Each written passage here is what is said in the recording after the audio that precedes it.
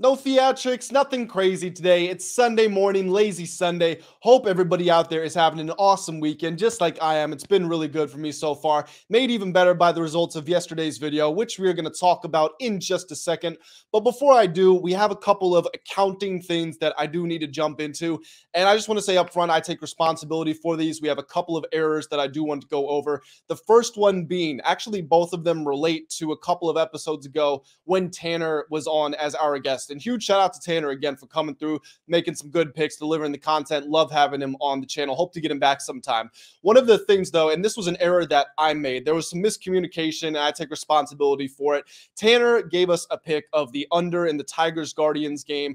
I had thought that that bet would be voided, but when I spoke to him, I interpreted it as he said his bet had cashed, so I went ahead and marked it down as a win. What ended up actually happening was because there was a pitching change, the sportsbook voided his bet, and then he placed the bet again on the new line with the new pitcher and the updated odds. So that bet should have counted as a void, and we should have taken it off the record, but I added it as a win. You will notice the record below has been updated. It's been updated with yesterday's results, but it's also been updated to reflect that, as well as the ROI and the units. So my apologies, did not mean to mislead anybody. And again, that's just my fault for bad communication with Tanner. And then the second part was we actually had an error with our ROI as well. And this wasn't a bad one. I actually did myself a disservice. I had the ROI at 95% when it should have been 100%. So I actually made myself look worse than I meant to. I think where that came from was because when Tanner was on, we gave out 6 picks, but normally it's the pick 5, win 5. So I think I just divided by the wrong number of picks to calculate the ROI. And I messed that one up too. Now you'll notice we're not at that 100% again because we stripped one of Tanner's bets off and we ended up voiding that bet entirely. But we are all good to go now. I appreciate everybody in the comments auditing me. It's keeping me on my toes, holding me accountable. Sincerely, I do appreciate it. You know, I don't want to mess up. I don't want to be misleading anybody. So thank you to all of you. We continue to build this awesome, amazing community. I love interacting with each and every one of you guys. And without further ado, let's go ahead and get right into Pick 5, Win 5.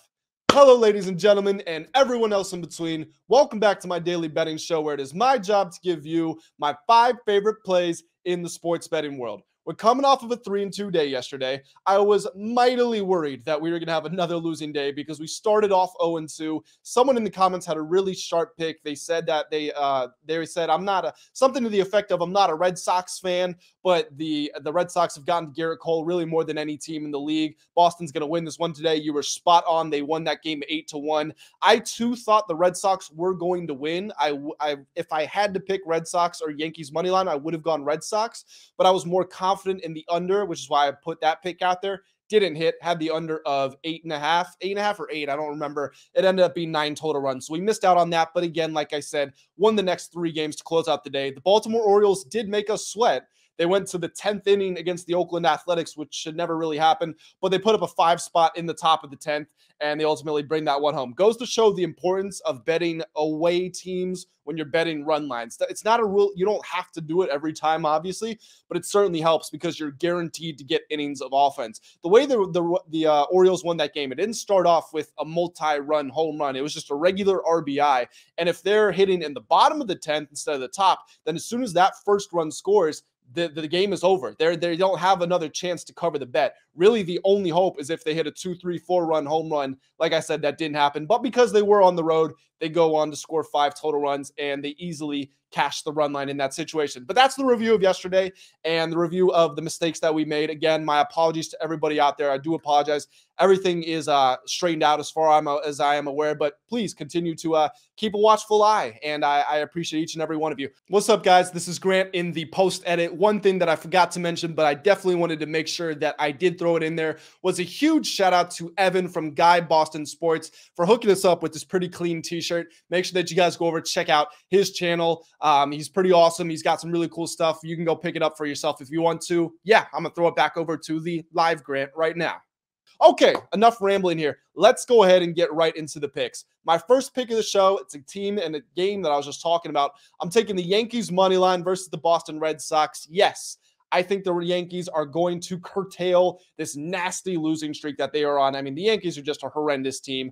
But the reason that I'm taking them in the spot, Clark Schmidt's on the mound here. It's I don't want to say impressive rookie, but a guy with promise. He's 8-7 with a 4.76 ERA and a 1.36 WHIP. Now he excluding his last start against the Atlanta Braves, because basically when I'm evaluating pitchers, I discount everything they've done or I discount every instance they've had against the Braves. Sorry, I made a mess of that. I discount anytime pitchers have run into the Braves because it's kind of unfair. And if you're longtime subscribers of the channel, you know that I say this frequently. Like, I'm not making this up. I genuinely say, if you look at this pitcher, oh, they've played the Braves recently, we're not going to count that. That's what I'm doing here with Schmidt. If you take out that start against the Braves, he's not given up more than 3 earned runs in a single game since May 14th. He's played the Red Sox twice. He's only given up 3 earned runs in 10 innings. That's really good. He's got a 3.50 ERA over the last 4 months, again, minus the Braves start. So he's been putting up really solid numbers. Now, Josh Winkowski's going to open for the Red Sox here.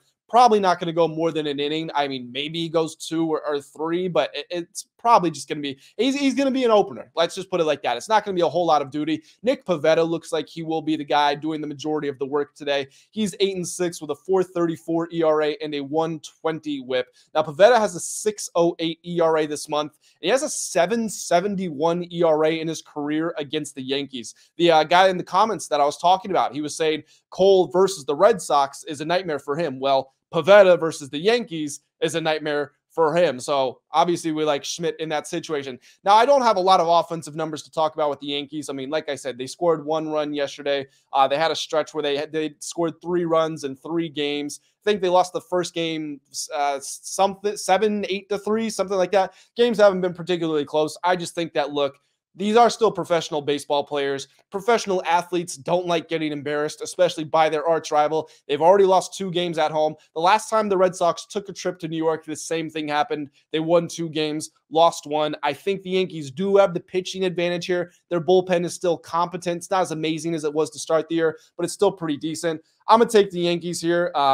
They're, like I said, they're professionals. They don't like being embarrassed. I think they're going to bounce back, but I mean, would I bet the house on it? To be honest, no, I wouldn't. But Yankees money line, first pick of the show. My second pick, and this one I'm feeling pretty good about, is once again, it's the Guardians Tigers under, and this one is set at 8 runs. Now, Eduardo Rodriguez is going to be on the bump here for the Tigers. He's 8-6 with a 3.13 ERA and a 1.10 WHIP, going against Logan Allen of the Guardians, who is 6-5 with a 3.33 ERA and a 1.36 WHIP.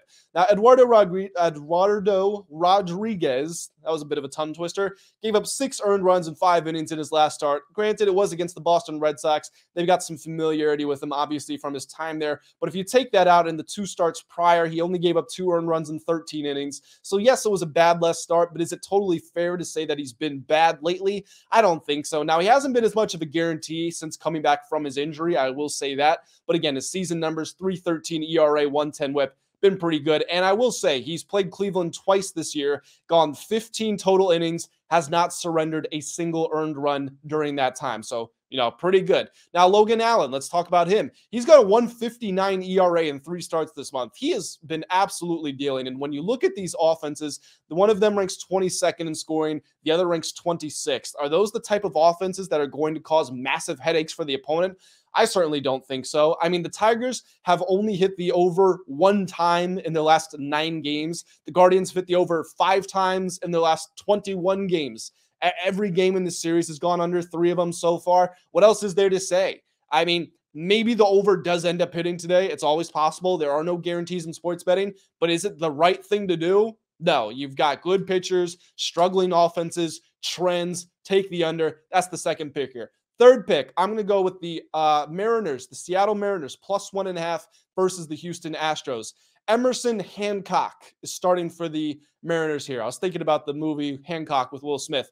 Now, Emerson Hancock is 0-0 with a 5.40 ERA and a 1.40 WHIP, but he's only got 2 appearances in the major leagues. So not exactly fair to judge him by those standards. Taking on Hunter Brown of the Astros, who's 9-8 with a 4.16 ERA and a 1.28 WHIP. Like I said, only 2 starts for Hancock. You look at his minor league stats. He was 11-5 with a 4.32 ERA and 1.32 WHIP. You've seen progression from him during his time there. Hunter Brown only went 2 innings in his last start. He's got a 4.58 ERA for the month, and he had a 5.92 last month. His ERA is also a point higher at home, and is in his 1 game game against the Mariners this season, gave up 5 earned runs in 3 innings. So the matchup advantage, honestly, even though Hancock isn't that experienced in the major leagues and he's going against a strong offense in the Astros, kind of like what we're looking at with Hancock versus Brown, at least in this context. Now, another reason we like the Mariners, Julio Rodriguez is better than every Major League Baseball player ever. Of all time, any player that's ever put on a pair of cleats, Julio Rodriguez is better than them. Now, of course, I'm exaggerating, but he's got 4+ hits in 4 straight games. Only the second player to ever do that, and he has 17 hits in his last 4 games. That is a major league record. So quite literally, no player has ever hit the ball as well as Julio Rodriguez is right now. Now, that luck's going to run out at some point, but again, Hunter Brown, a 128 whip. That's not super low. He's going to get some opportunities today. The Mariners also have covered in 16 of their last 23 games. That's a trend we like. The Astros have covered just 1 time in their last 6, only 6 times in their last 16. Another reason that I do like the Mariners here, and it's not just because of the Mariners, it's because of math. The line for this game is set at 8.5. If I had to bet one, I would probably go, I don't know. I don't know where I'd go, honestly. I think that 8.5 line is appropriate. I think that's right about where we're going to finish. The starting pitchers might have some weaknesses, but both of these teams have top 3 bullpens as far as ERA goes over the last month or so. So I think that 8.5 line is pretty good. And because that means, at least in my opinion, it's going to be more of a lower scoring game. When you have fewer runs, each run you score is more valuable. So the +1.5, it didn't matter which team was the underdog. Whichever team is getting spotted the run and a half, their run line is almost more valuable. Think of it this way.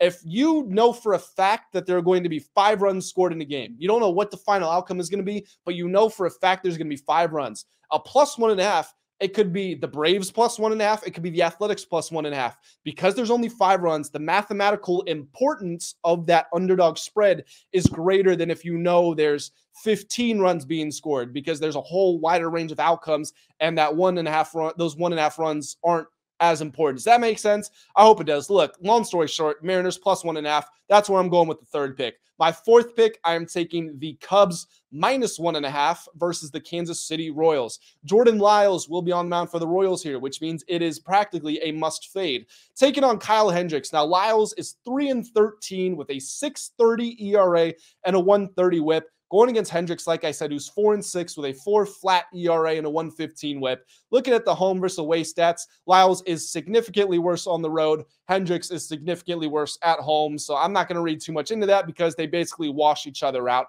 What I will say about Lyles is in his last 5 starts, he's given up at least 3 earned runs in all of them. And he's got a 7.34 ERA during those 5 starts. Yes, a 7.34. Now, Hendricks, you would look at his numbers, say, wait a minute, he's got a 7.20 ERA this month. Why am I betting on him?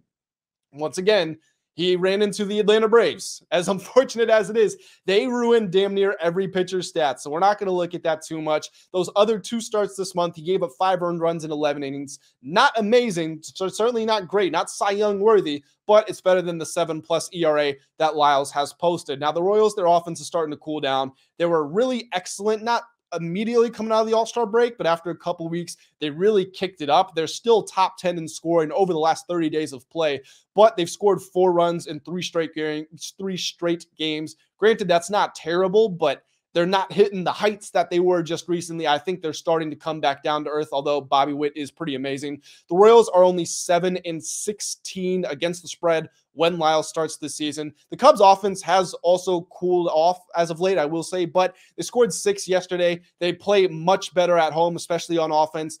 When they did score 6 yesterday, they won the game and they covered. Series is tied 1-1. The Cubs bullpen, they've got a huge advantage as well. They're 5th in ERA. The Royals are only 28th in bullpen ERA. That's based on the last month. I think the Cubs are going to win here, and they're going to win big. And now we've got one final pick here, but before I give it to you guys, make sure that you guys subscribe to the channel. Daily betting picks coming your way, as well as a lot of other content. I would appreciate it if you guys checked it out.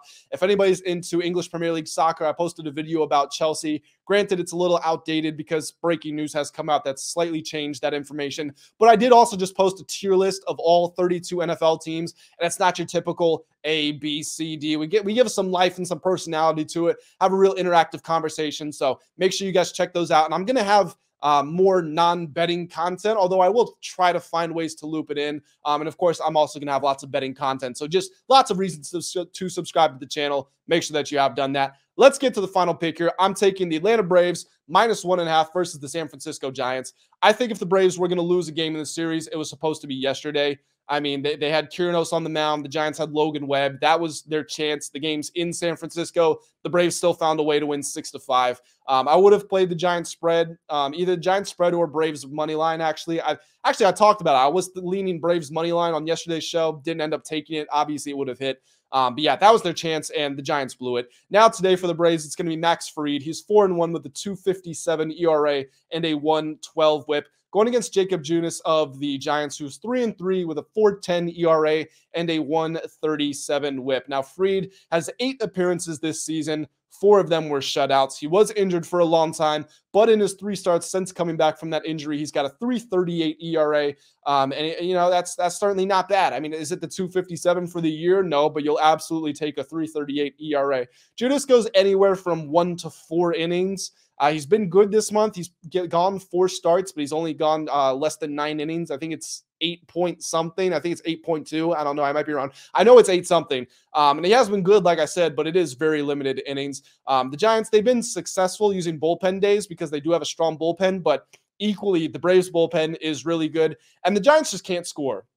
Over the last 30 days of play, they are dead last in runs, batting average, on-base percentage, slugging percentage, and OPS. All 5 categories, they're at the very bottom of the league. To absolutely nobody's surprise, the Atlanta Braves, you'll find them right at the top. Like I said, this game is being played at San Francisco, and to throw it back to what I was talking about in the opener of the show, because the Braves are on the road, you're going to get at least 9 innings of guaranteed offense from them. That is a petrifying prospect going against the Atlanta Braves here. And you know what? For this value, even though it is a run line, what do I say? Anytime you get the Braves for fair value, money line or run line, you end up taking it. That's what we're going to do today for the 5th and final pick. Let's do the final rundown. Yankees money line versus the Red Sox. Guardians Tigers under 8. Mariners +1.5 versus the Astros. Cubs -1.5 versus the Royals. And Braves -1.5 versus the Giants. Guys, hope you all enjoy your Sunday. Make sure that you get some good rest, or maybe you're out on the move. Maybe you're going out, exploring, whatever it is you're doing.